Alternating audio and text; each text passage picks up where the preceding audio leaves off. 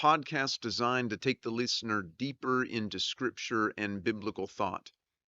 I'm Ed Gallagher, professor of Christian Scripture at Heritage Christian University.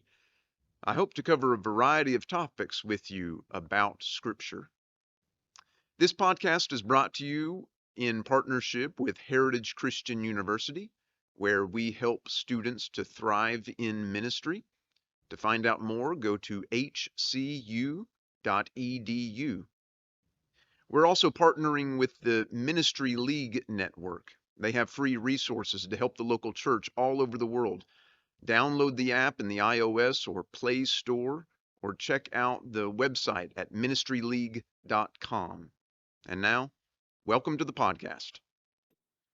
I think it's just today and next week, and then this series will be over. We're still talking about Satan. We'll talk about Satan today. We'll talk about Satan next week. So that means I don't have time to get to stuff like demons and whatever is going on at the beginning of Genesis 6, for instance, and other things that we could talk about. We're going back to the Old Testament now, though. We've talked about Satan. We've talked about the Hebrew word Satan. I don't think that ever refers to Satan as we think of him. We have talked about the New Testament. There, I think we do find Satan that we are more or less familiar with. So it's a New Testament concept, a New Testament character, not visible really very much in Jewish literature around the time of the New Testament, and not visible, I would argue, and I have argued before you, even in the Old Testament. But there are some passages that we still need to talk about. Maybe they do give us insight into Satan, though they don't use the word.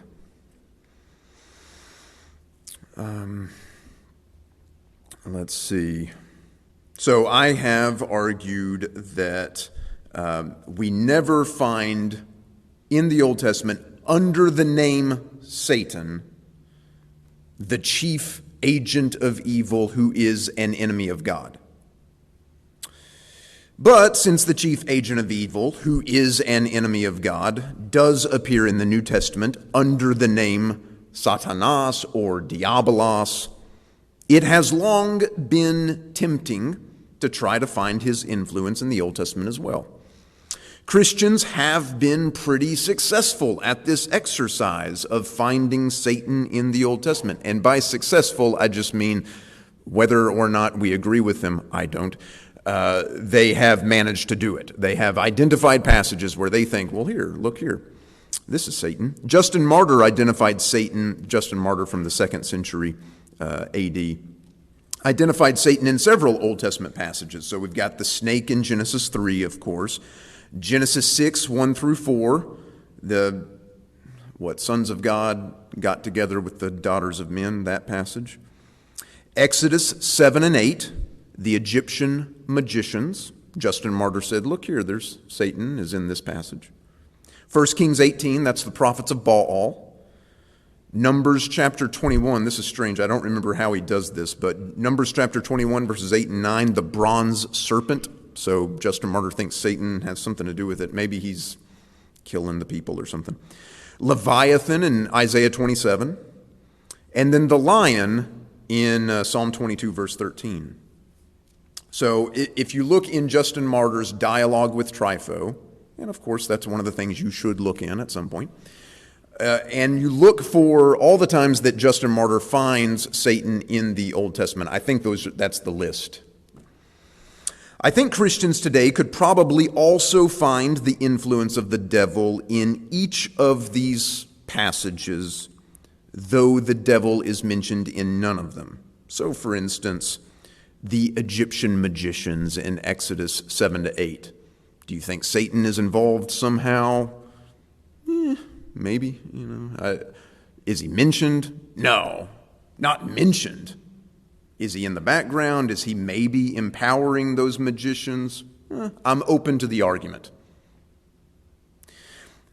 Not mentioned, though.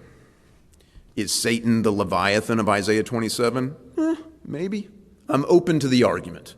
Not mentioned, certainly. I mean, for that matter, Is Satan, can we see the influence of Satan in 2 Samuel chapter 11? When a certain lady goes and takes a bath on the roof of her house, and a certain king goes, because he can't sleep, so he goes out on the roof at that time. You know, I'm talking about David and Bathsheba. Do we see the influence of Satan there? Sure, yeah, I could see that.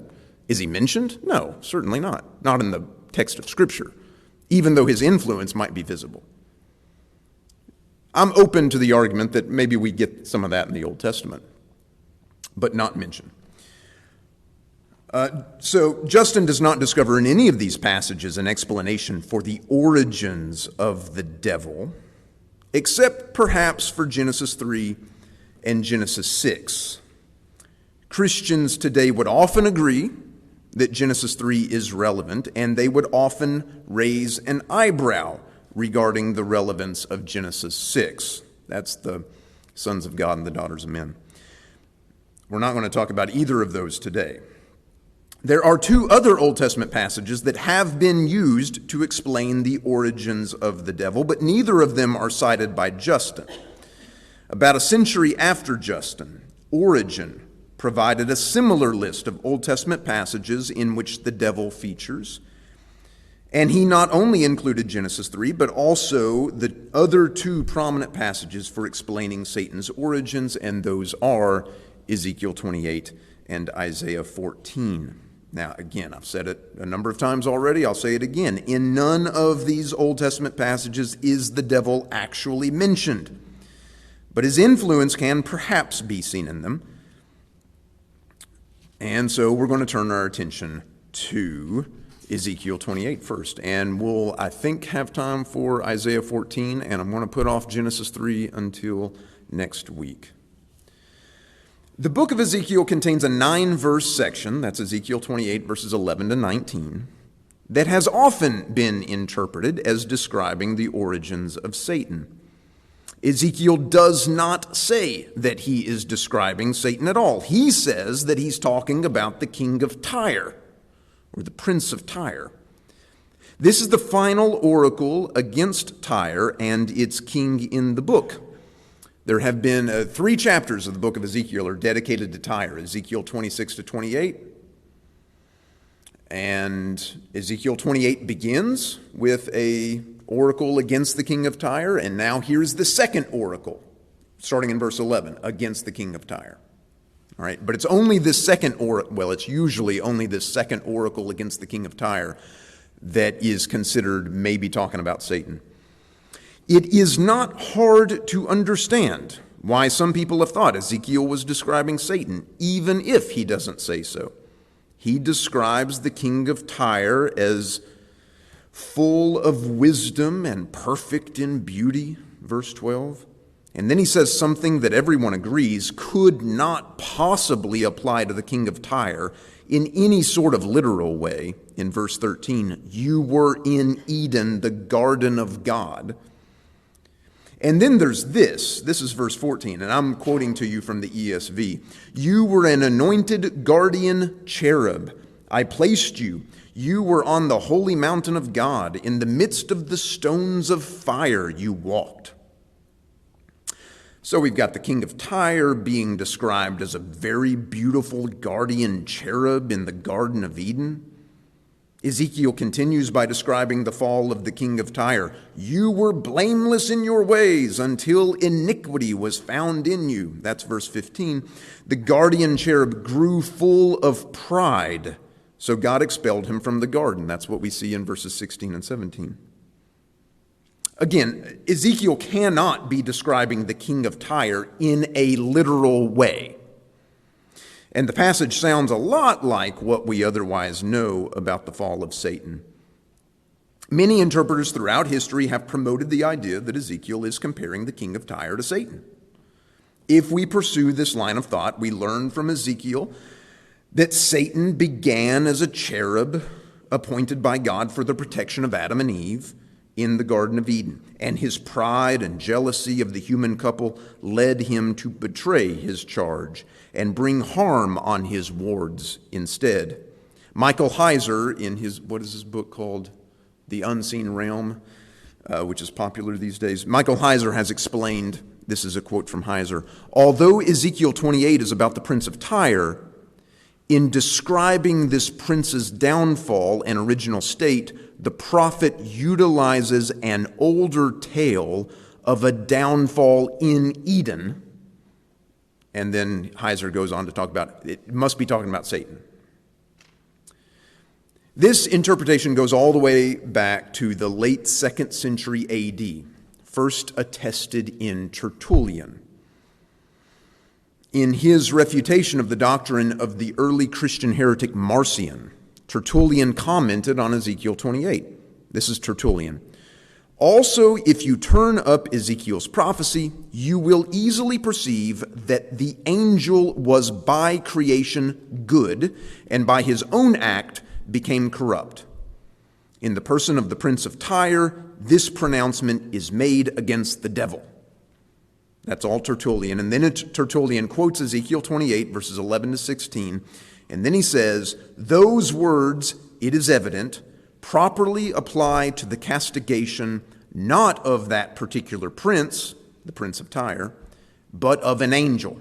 And then he continues talking about how interpreting Ezekiel 28 in terms of Satan. Once Tertullian established the idea that Satan is described in Ezekiel 28, many other Christians have followed suit. A younger contemporary of Tertullian, Origen of Alexandria in the early 3rd century, pointed out to his readers that the two prophecies against the prince of Tyre, that's Ezekiel 28, 1 through 10, and Ezekiel 28, 11 to 19, cannot be understood about a human being, or at least the second one cannot, the one under discussion here. Rather, the passage must refer to, Origen says, an adverse power. Origen's main goal in that discussion, as also for Tertullian, is to demonstrate that the evil angels were not created evil, but were created good and became evil by their own choice. This is what Origen and Tertullian thinks Ezekiel 28 demonstrates.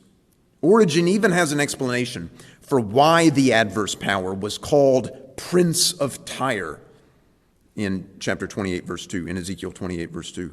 Because, according to Origen, he was originally appointed as the angel in charge of the city of Tyre. And we've seen this idea before, that there are angels that are in charge of various political entities, countries, nations, regions of the world, cities. So that's why, as Origen thinks, well, he's called the Prince of Tyre because Lucifer, Satan, whatever, was the angel in charge of Tyre. This is Origen. We think, therefore, that these words were spoken of a certain angel who had been appointed to the office of governing the Tyrian people, and to whose care their souls also seem to have been entrusted. This Satan interpretation of Ezekiel 28 became the standard Christian reading of this passage for many centuries and is still prominent today. It's not universal, though. For Ezekiel commentators affiliated with Churches of Christ, and that is a very select group, the verdict is split. Burton and Thelma Kaufman begin their comments on this passage with the pronouncement, "There is not a line of this that can be applied to any other being who ever lived except Satan!" Exclamation mark. On the other hand, in the Truth for Today commentary, Denny Petrillo argues forcefully that, quote, "the view that this passage teaches us more about the heart of Satan and the reasons for his fall should be rejected." He explains that Ezekiel 28, 11 to 19 contains, quote, "much exaggeration and irony." He says, "to take these images literally is to miss the function of the dirge." I myself am hesitant to see a description of Satan in Ezekiel 28, mostly because Ezekiel says he's talking about the king of Tyre. And I like to speak where the Bible speaks and be silent where the Bible is silent. The Bible is silent on Satan in Ezekiel 28, so I think it's best that biblical interpreters were also silent.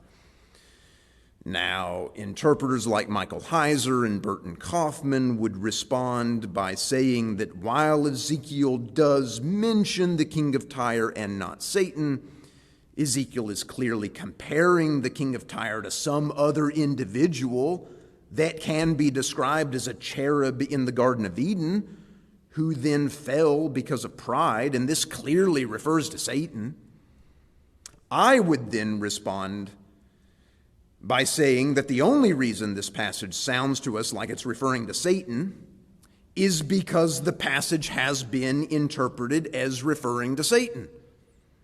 In other words, it's circular reasoning. It sounds like it's Satan because it describes a being who's a guardian cherub in the Garden of Eden. Why do we think Satan was a guardian cherub in the Garden of Eden? Because Ezekiel 28 is talking about Satan. How do we know it's talking about Satan? Because it's talking about a guardian cherub in the Garden of Eden. It must be Satan. It's circular. I admit, of course, that the description of the king of Tyre in Ezekiel 28, 11 and 19 cannot apply literally to the king of Tyre or any other human being. I think Petrillo has it right in suggesting that the passage does not apply literally to the king of Tyre, but rather metaphorically to him. It's figurative language. God is condemning the king for his arrogance, and he figuratively represents him as if he were a cherub in the Garden of Eden, perhaps the loftiest status imaginable. And then he fell from his exalted position and is now condemned, cast down before kings and turned to ash, perhaps the lowest position imaginable. He uses figurative language to describe the king of Tyre as going from the loftiest position imaginable to the lowest position imaginable. Now, there are all kinds of other issues we could talk about with regard to Ezekiel 28, translation issues that are actually fairly difficult to figure out. But let me just summarize. It is not obvious that Ezekiel was talking about Satan in Ezekiel 28, 11 and 19. This interpretation goes back to Tertullian in the late 2nd century AD, but it goes back no further that we know of. So we don't have any evidence that it goes back, pre-Christian times or anything like that. The traditional Jewish interpretation of the passage, again, going back to ancient times, so this is in rabbinic literature, etc., does not see Satan in Ezekiel, but rather, let's think about this. I'll tell you in just a second, but let me say it's describing someone in the Garden of Eden that fell because of pride. Now, if we're not going to say it's Satan, who else might that refer to? Adam. The traditional Jewish interpretation is that the king of Tyre is being compared to Adam. That's in rabbinic literature. So that's something we should think about. This has to do with the, that might be confusing to you if you're thinking, well, how could Adam be a cherub? Well, that's one of the translation issues. That maybe Ezekiel is actually not calling this being a cherub, but one of the options for translation is that he was with a cherub. So maybe it could be Adam. Anyway, that's an option. Maybe Ezekiel did not intend to invoke either Satan or Adam in his description of the king of Tyre, but was simply using figurative language about the arrogant monarch. If we decide not to interpret Ezekiel 28 in terms of Satan, then we would have no biblical support for the notion that Satan was once a beautiful cherub, and the evidence that he had been in the Garden of Eden would be diminished. All right, I'm going to leave Ezekiel 28 there and go to Isaiah 14. This is another passage that does not actually mention the name Satan or the devil, but has been instrumental in the development of the Satan legend. As in the case of Ezekiel 28, Isaiah 14 names the subject of the discourse as a pagan king. This time it's the king of Babylon. That's chapter 14, verse 4. As in the case of Ezekiel 28, the main topic is both the arrogance of this pagan king and God's condemnation of him. The essential string of verses comes in the middle of the oracle, and I'm going to read to you verses 12 through 14. And I forget what translation this is, but maybe it's the ESV. It's probably the New Revised. How you are fallen from heaven, O day star, son of dawn. How you are cut down to the ground, you who laid the nations low. You said in your heart, I will ascend to heaven. I will raise my throne above the stars of God. I will sit on the mount of assembly on the heights of Zaphon. I will ascend to the tops of the clouds. I will make myself like the Most High. But you are brought down to Sheol, to the depths of the pit. Does that sound like a passage that could be describing Satan? It especially sounds like it's describing the fall of Satan when we read the beginning of verse 12 in the KJV, which says, How art thou fallen from heaven, O Lucifer, son of the morning? Instead of day star, the KJV and the New King James give us Lucifer. Lucifer is a Latin word that means light bringer, and it is the word that appears in the Latin Vulgate in this passage. The Latin version of Isaiah 14:12 is the reason that people consider Lucifer to be one of the names of Satan. Of course, Lucifer, being a Latin word, could not have been a name in Hebrew or in Greek. Isaiah 14 is not the only time the word Lucifer appears in the Latin Bible. It also shows up in Job 11, verse 17, Job 38, verse 32, and 2 Peter 1, verse 19. In those two Job passages, Lucifer clearly does not refer to Satan, but rather to a star. This is the way the term Lucifer was used in Latin literature outside the Bible, especially in reference to the morning star or the planet Venus. The passage in 2 Peter, at 2 Peter 1:19, is actually talking about Jesus. He is the light bringer, or the day star, or the Lucifer that arises in your hearts. Just because the term Lucifer appears in the Latin Bible in Isaiah 14 does not mean that the passage refers to Satan or that Lucifer is used as a name.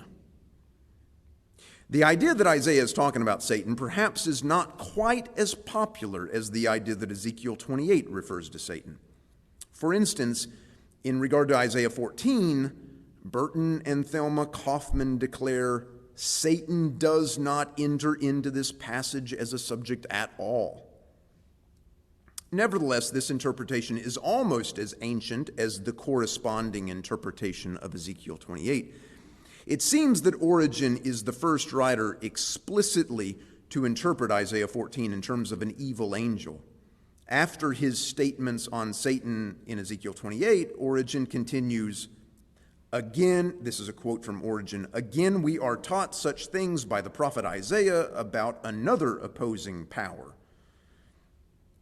Origen quotes Isaiah 14, verses 12 to 22, and then comments, Most clearly by these words is he who formerly was the day star and used to arise in the morning, shown to have fallen from heaven. A couple centuries later, Jerome's commentary on Isaiah is reluctant to claim that Isaiah 14 refers directly to Satan. Jerome first presents a historical interpretation of the passage where he interprets the oracle as concerning Nebuchadnezzar, who was king of Babylon, in conformity to the explicit wording of Isaiah. Then Jerome presents a spiritual interpretation of the passage in which he says that the text concerns the true Nebuchadnezzar, that is, the devil. Both Origen and Jerome seem to confirm the view of Everett Ferguson, who interpreted these early Christian uses of Isaiah 14 as meaning, quote, this is a quote from Ferguson, that what is said about these kings is an even truer description of the devil. So in other words, perhaps these early Christians, they recognized these passages weren't actually talking about the devil, but could be interpreted in that way. And that maybe later on became sort of a more hard and fast, Ezekiel is actually talking about the devil and Isaiah is actually talking about the devil. We need to wrap up, so there's more to say about Isaiah 14 as well. Some scholars are interested not in finding the devil there, but in finding maybe some other spiritual being lurking in the background of Isaiah's description. I think all of that is just complete silliness, to be honest. J.J.M. Roberts, in his commentary on Isaiah, I think has the right idea. In the absence of any compelling evidence, a textual evidence for such an explanatory narrative myth, it seems pointless to reconstruct it with the characters of this verse, Isaiah 14:12, and then use the phantom reconstruction to interpret the text we actually have. I think that's what people are doing with regard to whatever spiritual being they see lurking in the background, including Satan. Those scholars and various interpreters throughout history have tried to find a spiritual being in Isaiah 14:12, whether Satan or one going under another name. Readers who prefer evidence to fancy will apply the figurative language of the passage to the king of Babylon, in accordance with the explicit statement of the text. And if Isaiah 14 is not about Satan, we are left with no biblical description of the origins and nature of God's enemy. He is mentioned then only in the New Testament. Next week we will talk about Genesis 3 and think about some issues with regard to that, and then think through what does it mean that it's only a New Testament concept. Thank you.